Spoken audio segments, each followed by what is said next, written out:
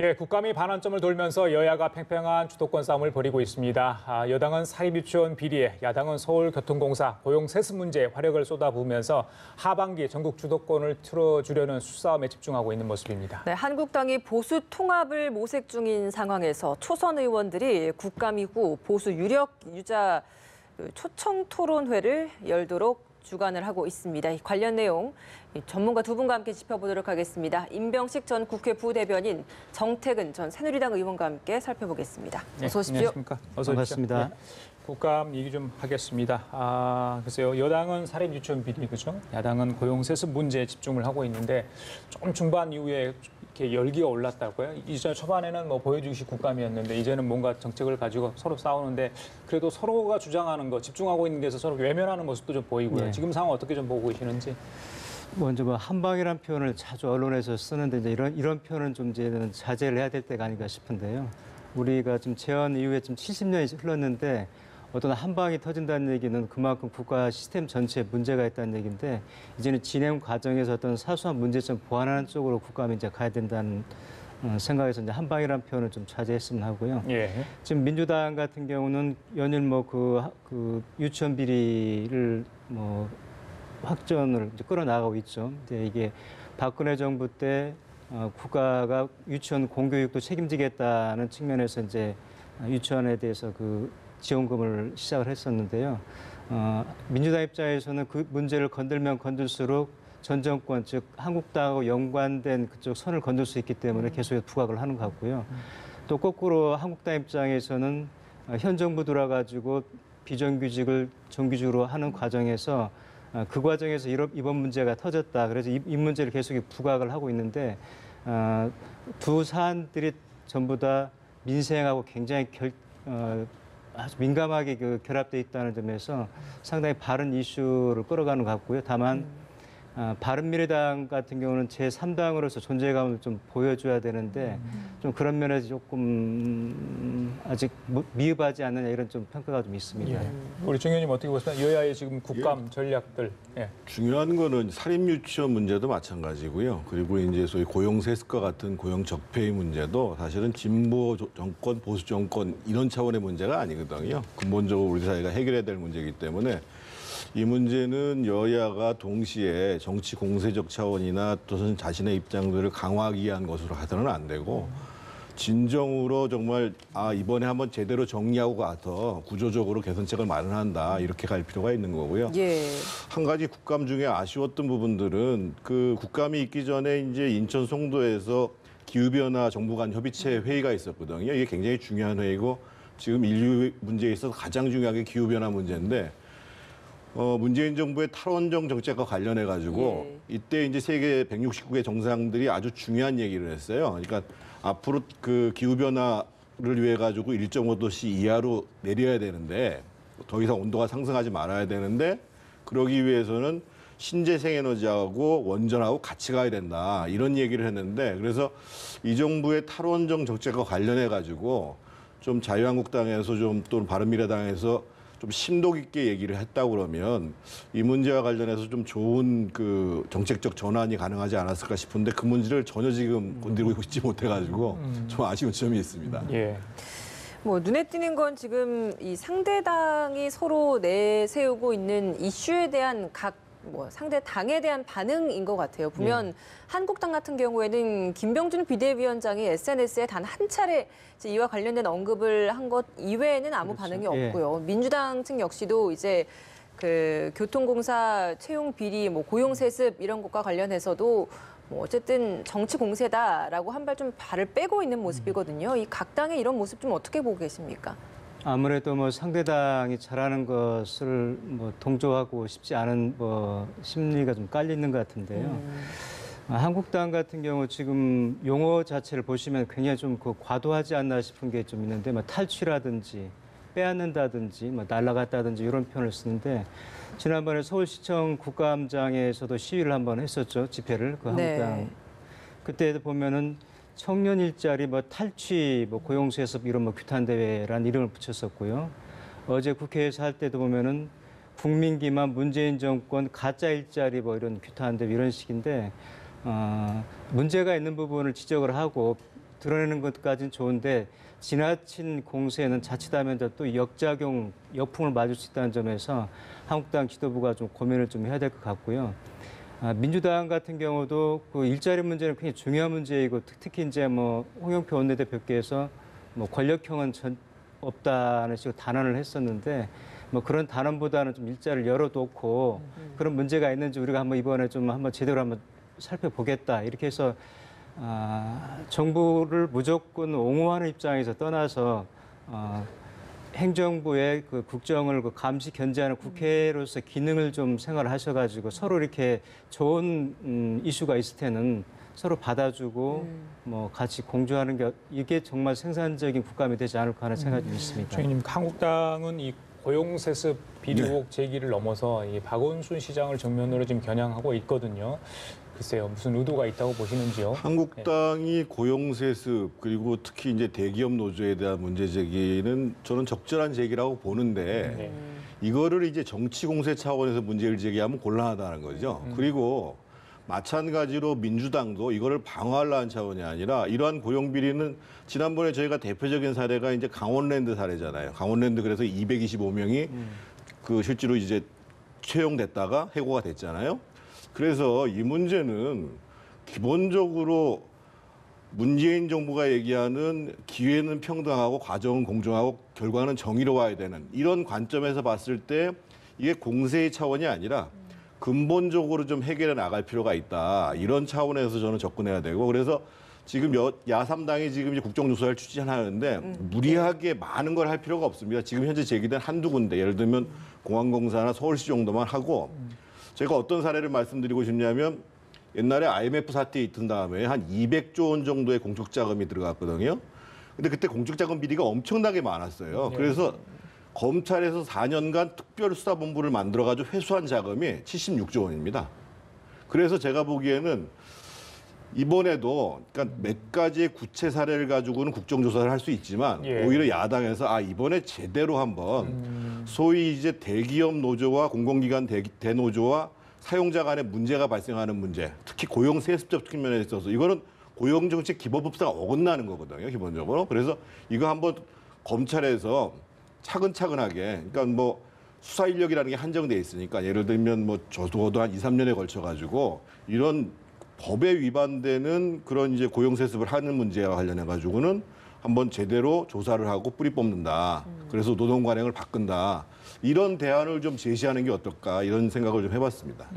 민주당 측에서는 서울시 감사원 감사를 먼저 보고 나서 국정조사에 대한 것을 택해야 하지 않겠느냐라고 이야기를 하고 있는데 거기에 앞서서 국정조사는 더 먼저 이루어져야 된다라고 보시는 거죠, 그러면? 국정조사는 이제 법상으로요. 국정조사법에 따르면 4분의 1 이상이 요구를 한 다음에 그 조사 계획서를 본회의에서 의결함을 하도록 되어 있습니다. 그러니까 지금 이제 물론 이제 본회의 조사 계획서를 만드는 과정에서 여당이 협조를 해야 되겠죠. 그래서 지금 이미 제기된 문제와 관련해서 야3당이 국정조사를 하겠다는 걸 가지고 지금 이제 민주당이 우리 굳이 못하겠다 또는 감사가 끝난 다음에 하자 이거는 적절치가 않고 그래서 아까 제가 말씀드렸던 게 뭐냐면 어차피 국정조사에서 많은 게 드러날 수는 없어요. 수사기관이 아니니까. 그러니까 네. 한두 개 정도로 집중해서 예를 들면 서울시나 공항공사 정도로 집중해서 그건 하도록 하고 예. 구조적으로 이 문제를 어떻게 할 것인가라는 거와 관련해서 아까 제가 말씀드린 게 예. 이거는 좀 긴 안목을 보고 정말 특별수사본부 같은 걸 하나 만드는 것을 좀 정책적 대안으로 합의를 보는 게 필요하지 않겠는가 예. 이런 생각이죠. 이번 일이 터지고 나서 이제 뭐 인천공항공사 협력사랄지 국토정보공사랄지 여러 곳의 공공기관의 어떤 그런 비슷한 예. 유형의 비리 똑같지는 않습니다. 거의 비슷합니다. 그런 것들이 이제 사실은 이렇게 언론에 공개되고 있는 상황인데 한국당에서는 전수조사 얘기까지 합니다.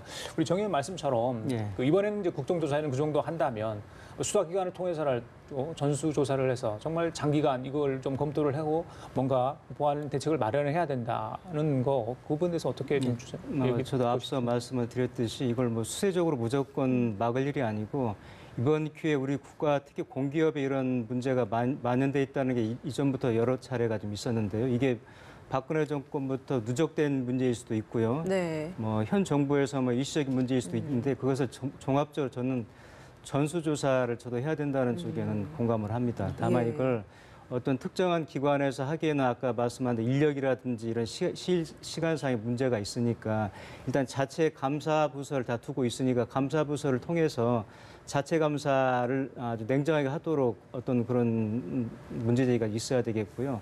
그렇게 해서 청년들에게 가장 중요한 게 일자리인데 일자리가 복지란 말을 뭐 실감할 수밖에 없는데 그런 일자리를 부당하게 내가 노력을 했음에도 불구하고 그 일자리 편입할 수 없다면 이건 굉장히 화가 나는 문제를 넘어서 비참한 거죠. 그래서 일자리 문제만큼은 어디 국민들의 전반적인 공감대가 확산되어 있기 때문에 전수조사 조사하는데 이게 외부 기관보다는 일단 우선은 자체 감사를 통해서 한번 좀 해보는 게 어떨까 싶습니다.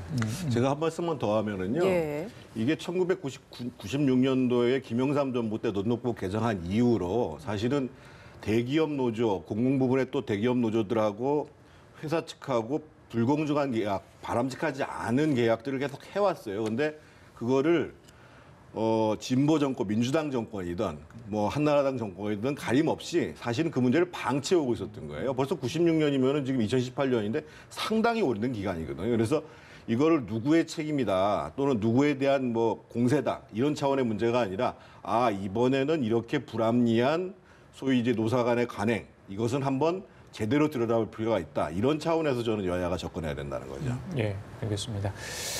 그 사립 유치원 문제도 그렇고요. 이번에 이제 비리 국감 과정에 여러 가지 좀 부조리한 부분들이 많이 드러나고 있는데 그 중에 하나가 이 국회 교육위 민주당 김혜영 의원이 발표한 국감 자료인데 대학의 석좌 교수가 상당수 1년에 단 한 번의 강의도 없이 수천만 원의 급여를 받고 있다고 합니다. 몇몇 대학까지 직접 언급이 됐었는데 글쎄요. 그 공직이나 또 국회의원 출신들로 또 석좌 교수로 갔는데 강의도 없이 돈을 받는다. 그래서 이건 어떻게 봐야 되는 겁니까? 현재 지금 25고대에서 61명 정도가 1년에 강의 한 번 안 하고 3천만 원 정도 평균 받아갔다는 건데요. 예.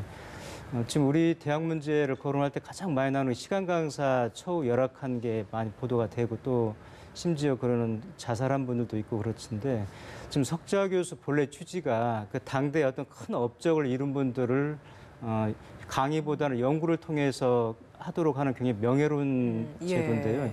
이게 변질이 돼가지고 대학 입장에서는 지금 특히 사립대 같은 경우는 재정이 열악하다 보니까 몇 평판 있는 분을 영입을 해서 일종의 그 대외 로비 창구로도 좀 쓰고요.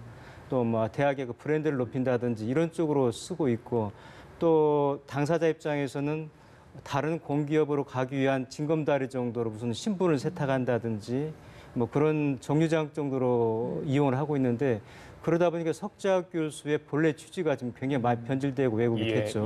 그래서 저는 이번 석좌 교수 우리 지금 청년들은 일자리가 없어가지고 저렇게 절규를 하는데 사회적인 쌓은 평판을 빌미로 해가지고 저렇게 3천만 원 이상 용인대 같은 경우는 1억 3천까지 줬다 그러지 않습니까? 그래서 그런 쪽에 좀 석좌 교수 영입하는 것을 본래 취지에 좀 맞게 좀 대학에서 내부 규정을 강화할 필요가 있겠고요.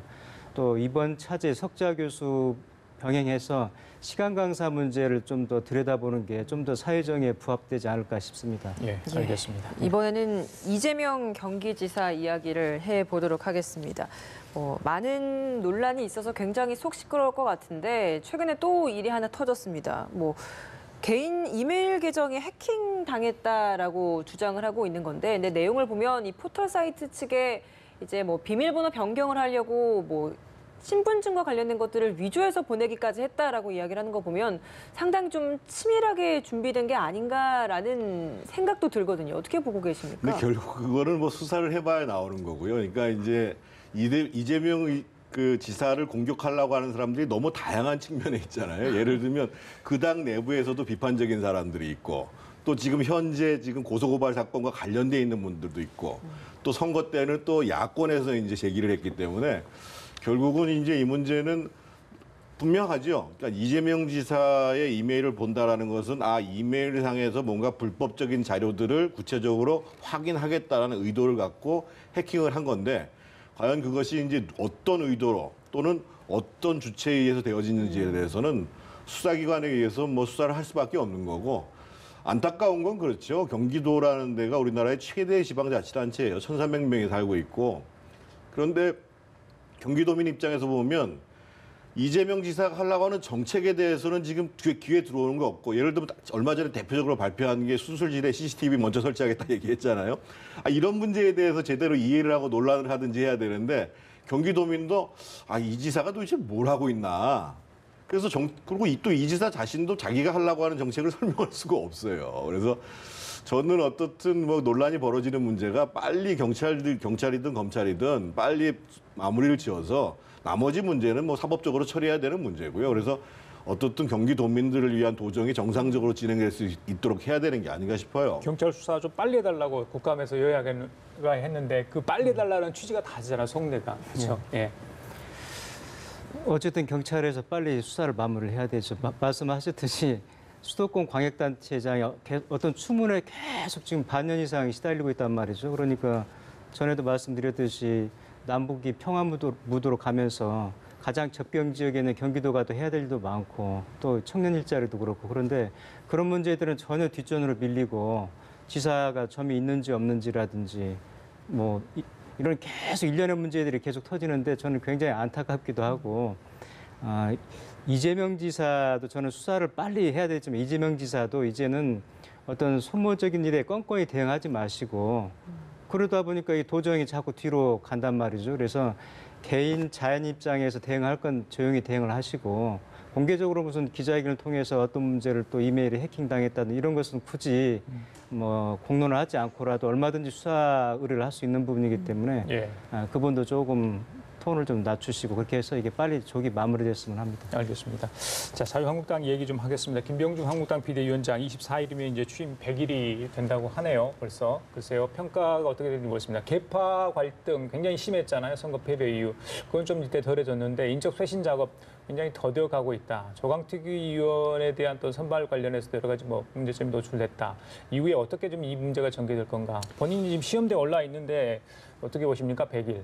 굉장히 깝깝하실 거예요. 그러니까 100일이면 긴 시간이거든요. 그런데 이제 지금 계파 갈등이 사실은 해결된 게 아니라 잠복해 있는 상황이고, 그리고 이제 비상대책위원회면 이 당이 어떻게 갈 것인가, 어떻게 살아날 것인가에 대한 분명한 방향도 제시하고 또 인적인 변화, 말씀하신 인적인 쇄신도 이루어져야 되는데 지금 방향도 손잡을 수 없고, 지금 이제 예를 들면 전원책 조강특위위원 같은 경우에는 심지어는 경제민주화 때문에 이 새누리당이 망했다. 근데 사실은 그동안 이제 2000년부터 한나라당 시절부터 꾸준히 추진해 왔던 당의 정강 정책에 나와 있는 내용 중에 하나가 경제민주화거든요.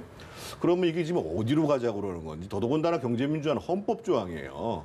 그러니까 방향도 종을 잡을 수가 없고, 그리고 무엇보다도 인적 쇄신보다 더 중요한 거는, 그러니까 사람을 잘라내는 것보다 더 중요한 거는 사람들 모셔와야 되는데 그 문제와 관련해서는 전혀 성과가 없는 상황에서 그나마 뭐 얘기가 나오는 게 뭐 황교안 총리, 무슨 오세훈 전 시장 얘기하는데, 그걸 가지고 과거에 이 보수 진영의 대표 정당으로서 지지받았던 것이 회복될까? 이것에 대해서 상당히 이제 회의적으로 보는 거죠. 그래서 아마 가장 가깝한 분은 김병준 위원장 본인일 거예요.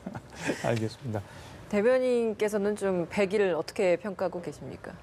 어쨌든 한 100일 정도 뭐 갈등을 아까 수면 아래로 들어갔다는데 어쨌든 안정적으로 좀 끌어온 것은 평가를 좀 해줄 만하고요. 예.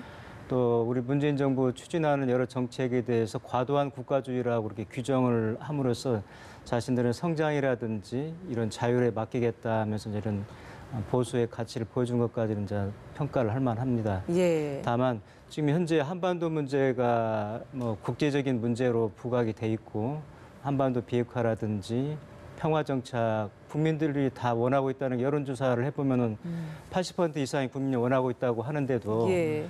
한국당만 계속해서 뭐 귀를 닫고 모르쇠하고 좀 다른 길을 가고 있단 말이죠. 그래서 한반도 문제, 남북 평화 대북 정책만큼은 수구 탈냉전 체계 사고 체계에서 벗어나지 못하고 있다는 점에서 한계를 좀 보여주고 있습니다. 보수층에서 지금 계속 나오고 있는 게 보수 대통합 아니겠습니까? 특히 한국당 측에서 이야기를 많이 내세우고 있는데 여러 가지 시나리오들이 많이 나오고 있는 것 같아요. 뭐 빅탱트론도 있고, 그리고 뭐 연대도 하겠다, 아니면 뭐 다 허물고 다시 새로 창당을 하자, 뭐 여러 가지 시나리오가 있는데 어떤 시나리오로, 그리고 과연 정말 통합이 가능할 거라고 보십니까? 보수 통합 저는 안 된다고 봐요. 그러니까 보수 대통합이 의미하는 것은 지금 민주당 여당과 1대1로 상대하게 하는 정당을 만들겠다는 거잖아요. 그러면은 이제 이전에 예를 들면 그 지난 총선 때 국민의당을 제외한 나머지 모든 보수 진영 세력들이 합류해야 된다는 전제가 있는데 지금 초선 의원들이 지금 뭐 그것을 위해서 이제 면담을 하시겠다고 토론회를 하시겠다고 그러는데 그거를 예를 들면 유승민 의원이나 원희룡 지사가 응할지도 모르겠지만 서로 응한다 손 치더라도 아까 제가 말씀드렸던 것처럼 예를 들면 유승민 대표 같은 경우가 가장 대표적으로 자기가 원내대표 때 강조했던 부분들이 경제는 민주적으로 가야 된다. 민주화해야 된다. 안보는 철저히 해야 되지만. 그런데 거기가 전혀 다른 얘기를 하는 거예요. 그래서 결국은 통합의 필요성은 존재하죠. 예를 들면 특히 대구 경북 같은 경우에는 그나마 자유한국당 지지세가 강한 쪽에서 통합의 압력이 센 건 맞는데 그냥 무조건 통합해서 여당과 1대1로 붙는다 이런 것이 아니라 어디로 가야 우리가 다시 재집권할 만큼의 지지 기반을 넓힐 것인가, 국민적 지지를 회복할 것인가 이 문제에 대해서 방향도 해법도 안 나와 있기 때문에 제가 보기에는 상당히 힘들 거라고 보고요. 아마 내년 전당대회가 끝난 다음에 길게 잡으면 내년 이맘때쯤 가야 얘기가 되지 않겠는가 싶습니다. 부대변인께는 저기 홍준표 전 대표 얘기 좀 할게요. 연일 SNS에 이제 글을 쓰고 있습니다. 사실상 정치를 하고 있는 건데 자신의 존재감을 계속 그렇게 드러내야 되는 것 같아요. 그런 식으로 많은 분들이 해석을 하던데 보수 진영의 어떤 그런 걸 반영하는 정책 포럼을 만들겠다. 또 1인 유튜브 방송도 하겠다. SNS를 넘어서 사실상 정치를 이런 식으로 지금 하고 있는 상황인데 글쎄 어떻게 봐야 되는 겁니까? 전대 출마 얘기는 당 밖에서 나오는 겁니까? 어떻습니까? 홍준표 대표 입장에서는 어떻게 하든 자기가 당내에서 입지를 다시 회복하고 싶은 게 이제 큰 과제겠죠. 근데 지금 뭐 트럼프 대통령을 본을 따는 건지 모르지만 계속 그 트위터 정치라든지 뭐 하는데요. 뭐 최근에도 보면은 막 가장 시급한 것은 당의 재건 발판을 마련하는 거라든지 아니면 더 이상 침묵하지 않겠다. 또는 뭐 선거는 질 수도 있고 이길 수도 있는 건데 이전에 봐봐라 민주당이 DJ라든지 YS가 선거 졌다 그래가지고 끝나더냐. 그러면서 자기도 계속 잔류하겠다는 의지를 계속 피력을 했었는데요. 다만 또 전원책 그 위원장이라든지 이런 분들은 뭐 본인들이 알아서 판단해라. 뭐 당대표 출마를 하면은 스스로 무덤을 파는 꼴이 될 거다. 이런 뭐 경고성 멘트도 알렸었는데요. 홍 대표 입장에서는 지금 태극기 부대가 한 10,000명 정도가 지금 입당원서를 냈다는 거 아니에요. 그래서 이 사람들이 내년 2월, 3월 전당대회 때 어떤 세력을 좀 형성을 해서 친박을 중심으로 해가지고 그쪽 세력을 좀 복원해 보겠다는 건데 홍 대표 전 대표 입장에서는 그런 세력도 지금 등에 좀 없겠다는 계산이 좀 있는 것 같습니다. 그런데 구체적인 중요한 건 뭐냐면은 어떤 당이 됐건 개인이 됐건 사람을 바꾸지 않고 기존에 하던 분들이 계속 했을 때는 그 공감을 감동을 주기 어렵다는 한계가 있고요.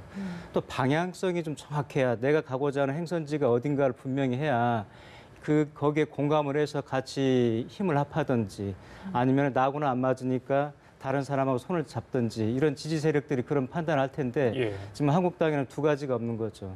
사람도 새 인물이 아니고 가고자 하는 방향도 지금 불투명하고 그래서 그 두 가지 문제를 해결하는데 좀 고민을 해야 될 것 같고요. 알겠습니다. 그 하나만 우리 이제 이걸 정의님께 좀 정의당 벌써 창당 6년이 됐네요. 그러니까 2012년 됐고 그다음에 이름을 바꿔서 정의당 된 게 이제 뭐 5년 정도 된 것 같아요. 그렇죠. 글쎄요, 지금 지지율이 보면 자유한국당하고 별 차이도 없어요. 굉장히 많이 올라 있는 상황이고 다음 총선에 어떤 자리를 의석수를 확보할지 목표도 지금 자기 나름대로 지금 생각을 하고 있는 것 같은데 정의당의 지금 위치 어떻게 보고 계십니까? 지금 이제 한국 사회에서 진보 정당 실험이 온 지가 지금 한 20년이 넘었습니다. 그래서 이제 10%대의 지지율로 접어들었는데 그러면 과연 유럽 정당처럼 사회민주당적인 성격들을 갖고 있는 진보 정당이 집권길로 갈 것이냐. 근데 이제 우리 정치 구도는 보면 지금 민주당이 좀 사회민주당 비슷하게 지금 이제 약간 좌쪽으로 가고 있는 거고 문제는 이제 자유한국당은 너무 우쪽으로 지금 가서 문제가 생기는 건데 제1당이 되겠다, 제1야당이 되겠다라고 한다면 지금 정의당이 유럽에 보면은 그런 사회민주당 정도의 좀 폭넓은 자세들을 갖는 것이 굉장히 중요하죠. 그래서 소위 중도 좌쪽에 있는 모든 사람들의 지지를 얻어가겠다. 근데 지금 보면은 그거보다 훨씬 더 강경한 입장이라고 봐야 됩니다. 그리고 또 한 가지는 앞서서 이제 그 고용 그 노조와 관련된 고용 문제 얘기했습니다만 지금 어떻든 진보 정당으로서 정의당이 예를 들면 민주노총이라든지 전교조 문제에 대해서는 아주 철저하게 옹호하는 입장을 쓰고 있어요. 이것이 과연 지지 기반을 확대하는 데 어떻게 작용할 것인지에 대해서 저는 냉철히 평가해야 지금보다는 훨씬 넘어서는 질적으로 다른 지지율을 얻지 않겠는가 해서 그 내부에 그런 고민들이 지금 있을 겁니다. 아마. 그래요. 알겠습니다. 자, 지금까지 임병식 전 국회 부대변인, 정태근 전 새누리당 의원 두 분과 함께 얘기 나눠봤습니다. 말씀 잘 고맙습니다. 들었습니다. 예.